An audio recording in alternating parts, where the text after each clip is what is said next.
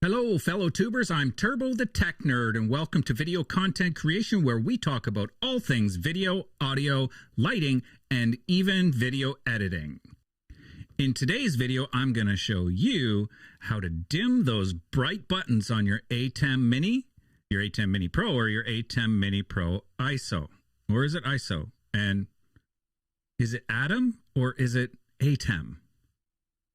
Doesn't matter. Let's just get to business.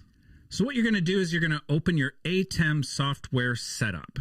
This is very easy to do. It's going to show you which one you have when you open it. You can see mine's the ATEM Mini Pro.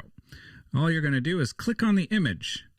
You're going to drop to the bottom and you're going to adjust your button brightness. And you can look directly at your buttons and this will show you live how bright your buttons are. Simple, simple, simple.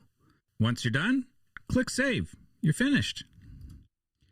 And that is how you adjust the button brightness on your ATEM Mini Pro ISO or ISO. If you found value in this video, I would really appreciate it if you just went ahead and pressed the subscribe button on the channel. We appreciate you, and I'll see you in the next video.